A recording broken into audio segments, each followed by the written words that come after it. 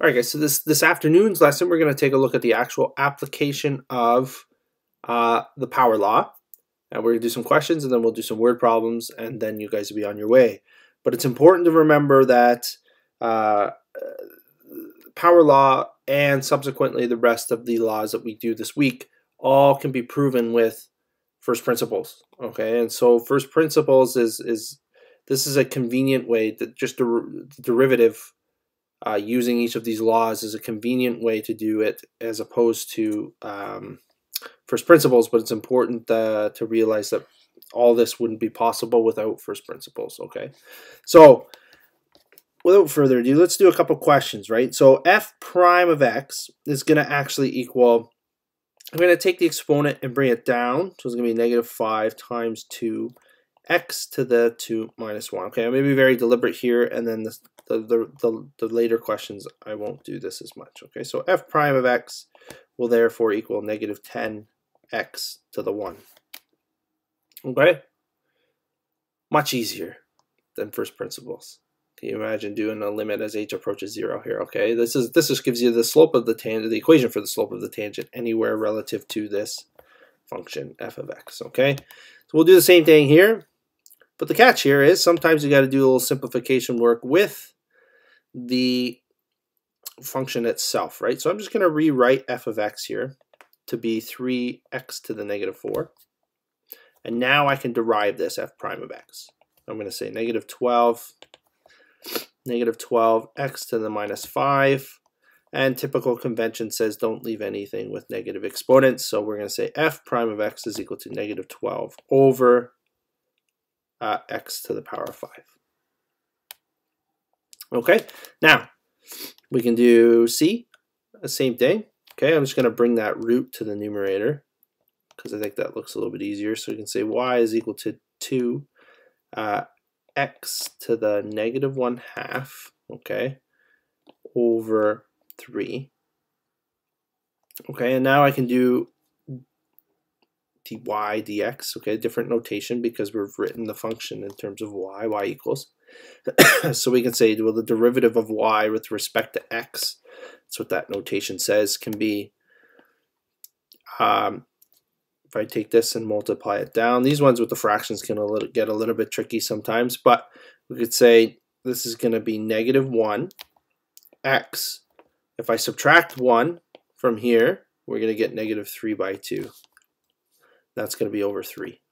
Okay, and so again, notation says bring that to the denominator.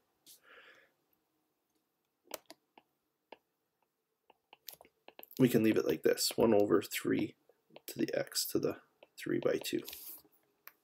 There you go. Okay.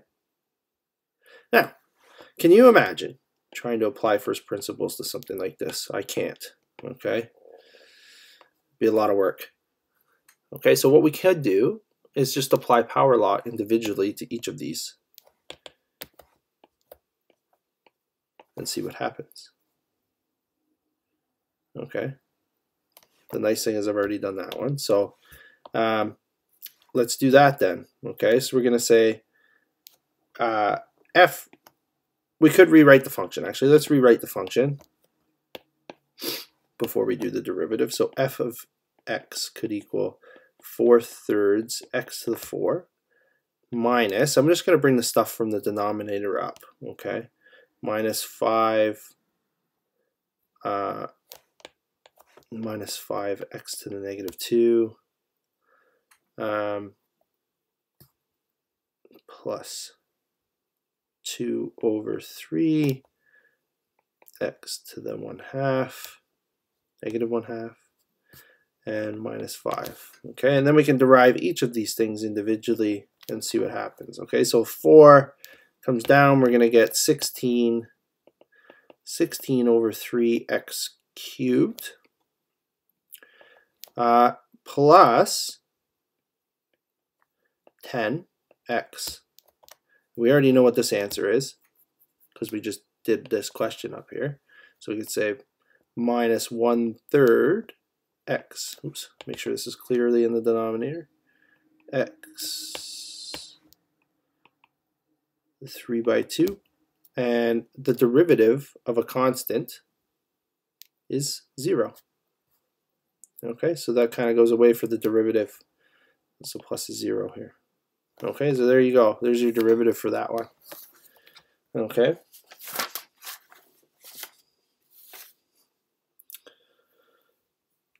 Oh, I forgot one thing. Sorry, guys. Just looking at my solution there. Don't forget to minus one from the thing. And so you could make that, sorry, one sec. If you put the -3 there, okay, again, convention says, let's move that to the denominator. Okay. That should be it. I think we've got it all there.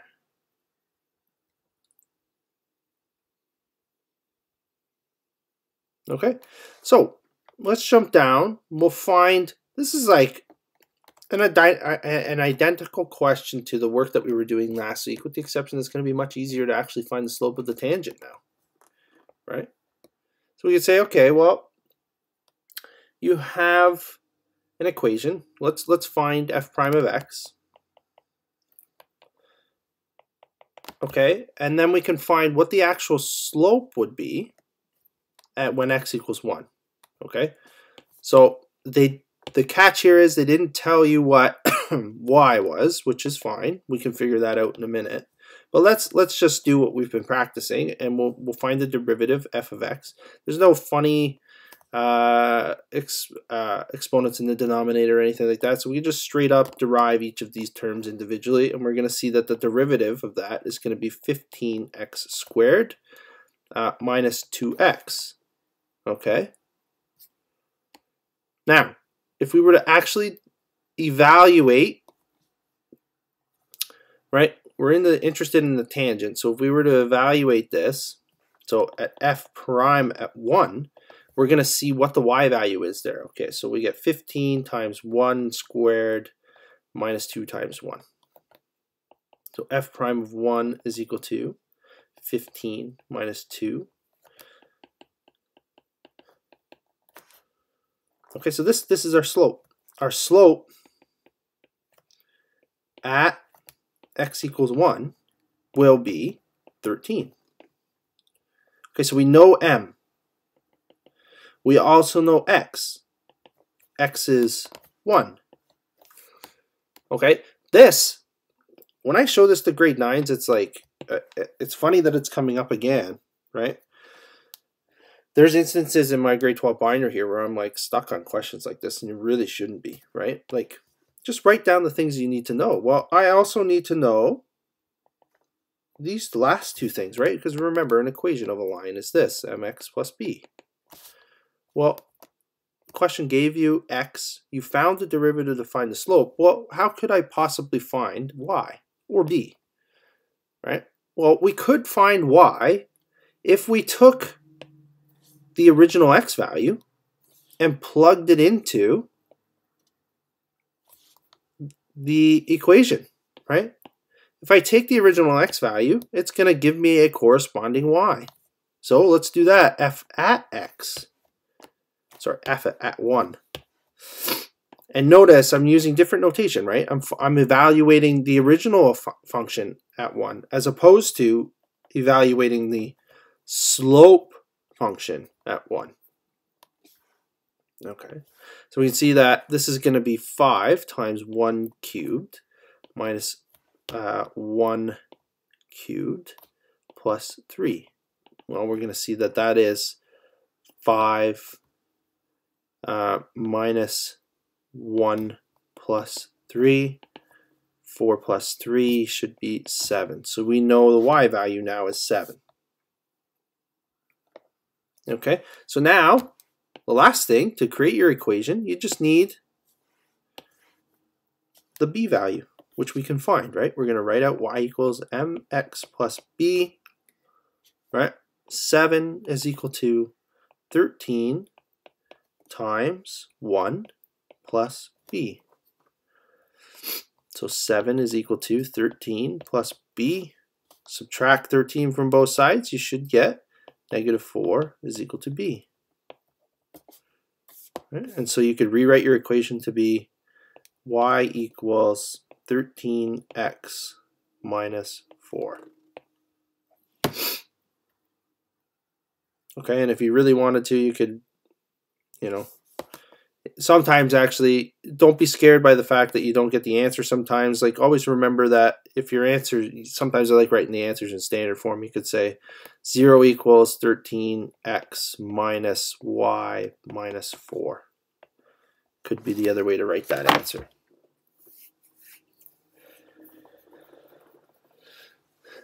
Okay. So, let's come down here. Well, here's some notation as well, okay? How it's read. We could find the derivatives, right? By saying this here could be f prime of x, and it's read f prime at x. That's literally what this is. Then we could say dy dx, which we've seen, dy by dx, okay, the derivative of y with respect to x, that's one of the other notations. You could also see this as well, okay, y prime. Okay, just depending on what you're given. Okay, so example 3 here is an object moves, and I think we've seen this question, something similar to it anyway. We may have even done this question with first principles. Okay, an object moves in a straight line with its position at time t seconds given by this function, s of t, right? Where s is measured in meters. We want to find the initial velocity and then determine when the object is at rest and then find the average velocity during the 3rd second. I think we have seen this question actually. But we're going to apply our new friend power law to this instead of using first principles. Okay, so the first thing we can do is find the v of t equation, right? You guys know, and we're going to do more of this later in the week. You guys, if you've taken physics, you know that this is like, if this was distance time, we had a position time or distance time, you know that like we could have, this would be like our graph s of t or something. I'm just going to draw something. This could be our graph s of t, right? Well, anywhere along here, if you were to find the slope anywhere along this graph, that would represent v of t, right? What the velocity is at any particular time. Now, so why don't we find the derivative of this function, and we would get a new function that would represent the velocity, right, or speed. So if we were able to find the initial velocity here, sorry, the function, we're going to find the function by deriving, right? So this is what it means. S prime of t, if I were to derive the position function, that would equal b of t, okay, which would therefore equal, well, we could derive that. We could say it's 8, right, minus 2t. That would be the derivative. Okay, so there is our function that represents the velocity for any particular time. Now, the interesting one that the one that we're interested in, not the interesting one, is find the initial velocity. Well, initial would be under the instance where t is equal to 0. Okay, and so we can take our equation and we can evaluate what the velocity is. What's great about these different kinds of notation is we could find, well, what's the starting position? Well, the starting position would be s of 0, but I want the initial velocity. Well, that's going to be v of 0, right? And so we can actually go 8 minus 2 times 0. And we'll find that the velocity, the initial time, is going to be 8 meters per second. Okay.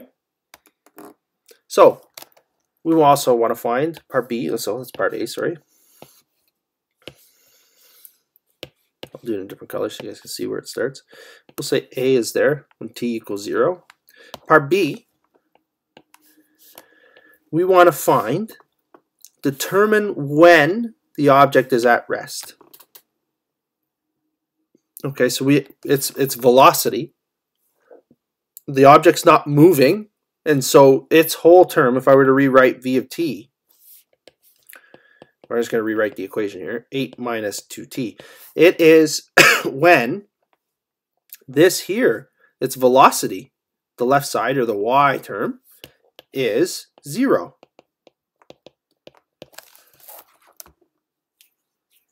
Okay, and we can solve for t now. When does the velocity equal 0? Well, we're just going to solve for t. So we're going to say minus 8 is equal to negative 2t, and we can divide both sides by negative 2. We're going to get 4 equals t. You can say, therefore, the object's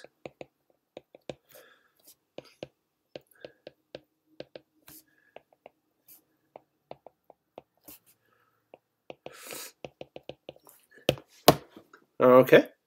And the last part is we need to find the actual average velocity, and I don't think there's anything too interesting. We've already done this.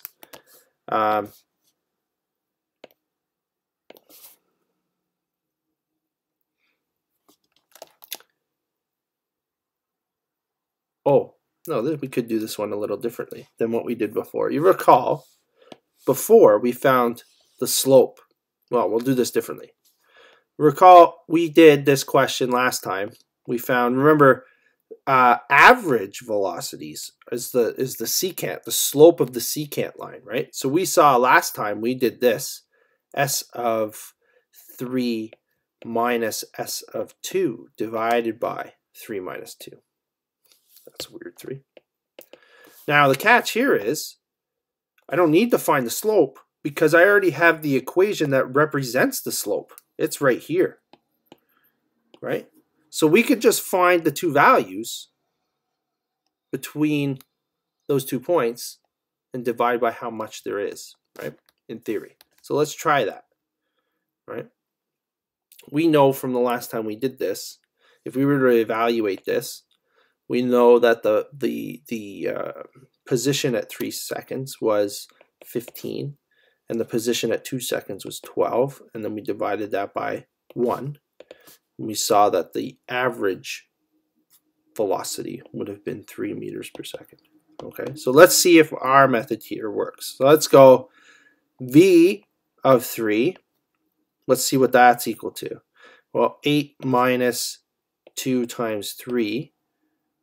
That's going to equal 8 minus 6, which is 2 meters per second. And the velocity at, what's the other one I wanted? I wanted 2 seconds, right? In the 3rd second. So v of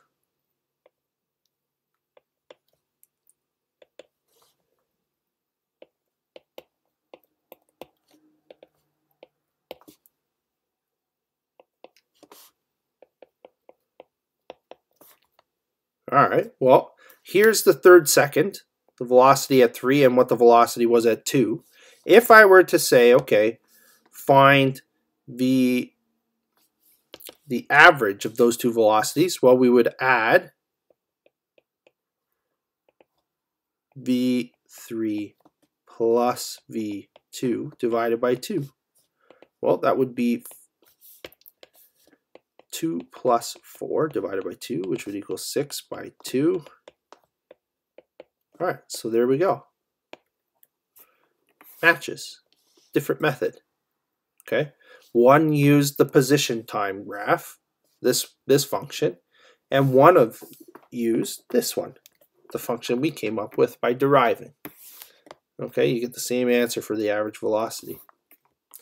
Okay, so that'll do it for today. Mainly, I want you guys practicing. I just want you to be able to apply the power rule without making any mistakes like what I did, okay? It's easy to forget something little, and then it messes up. You can imagine if you forgot to I don't know, for instance, subtract the exponent there. That's gonna change your answer, obviously. Okay, so just get some practice. I've assigned some questions there in Minds Online. Get some practice applying the power rule. Okay, that's going to be the simplest of the derivative laws that we do. But again, it's important just to see that all of them can be proven using first principles. And I will let you guys, if you're interested in that, you can go look it up. They're all over the place. For the interest of time, and like I think I'll show you one of them, today's, and then I'll just tell you what the rules are for the rest of the week so that we can push through this section, okay, and actually use it come next week, okay. So you guys let me know if you have any questions, and I'm happy to help.